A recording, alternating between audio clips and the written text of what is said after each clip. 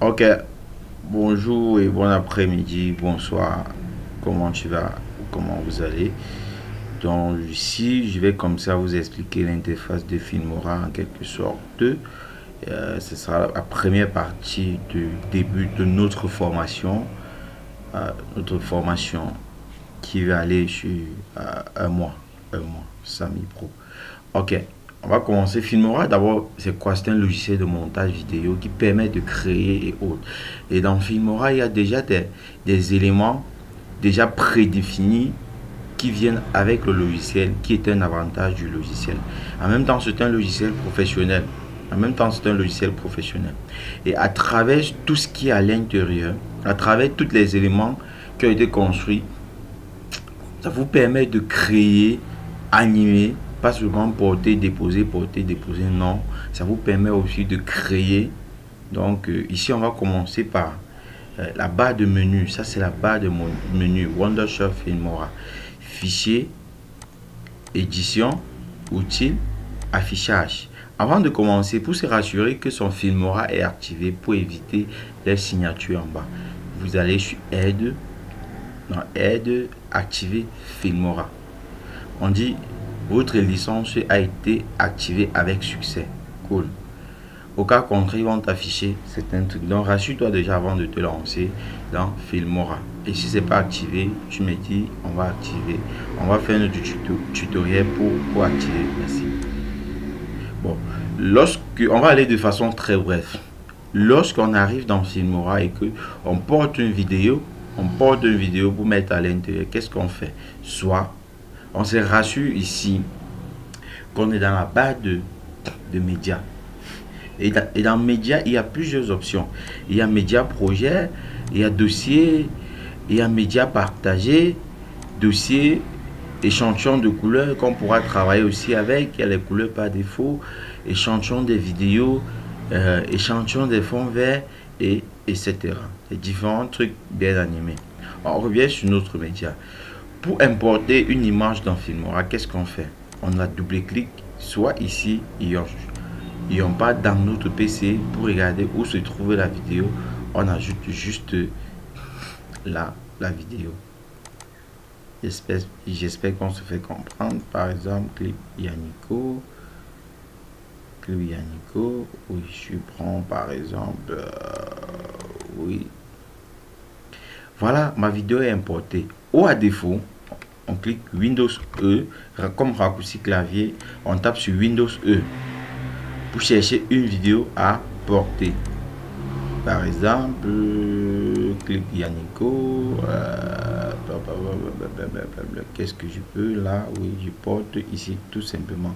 Et je viens déposer ici tout simplement.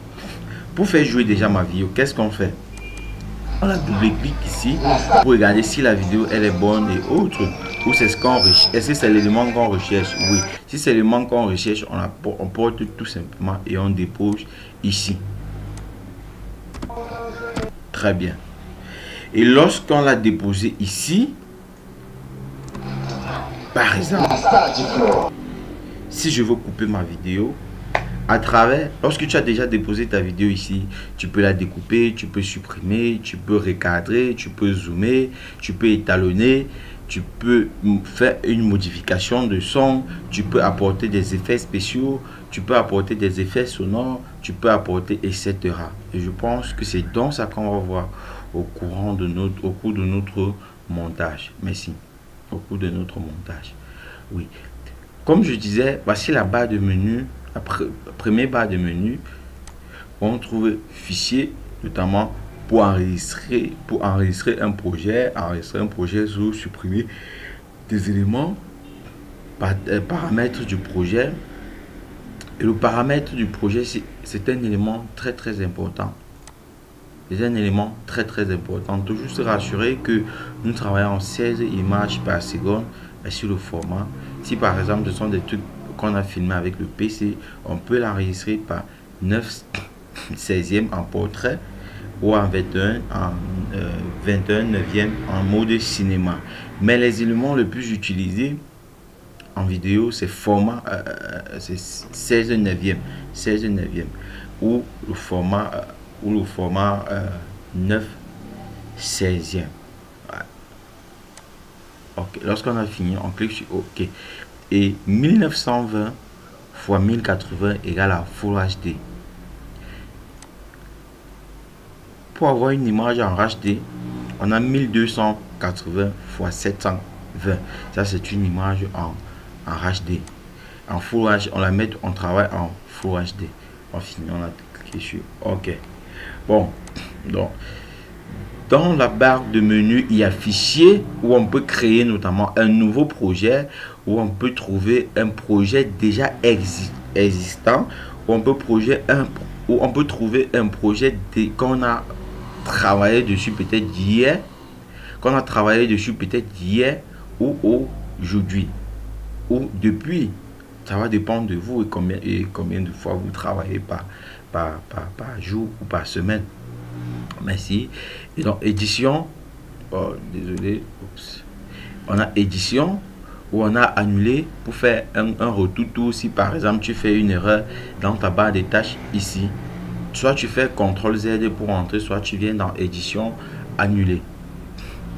Pour couper une image, par exemple, comme je l'ai dit tout à l'heure, on doit couper, rogner, etc. Pour couper une image, par exemple, tu viens juste ici, couper. Lorsque tu as coupé une image ici, c'est pas sectionner l'image, non, c'est différent. On va voir pour la section plus tard. Pour couper une image ici, c'est couper comme on est en train de couper un élément dans notre disque dur ou dans notre support externe.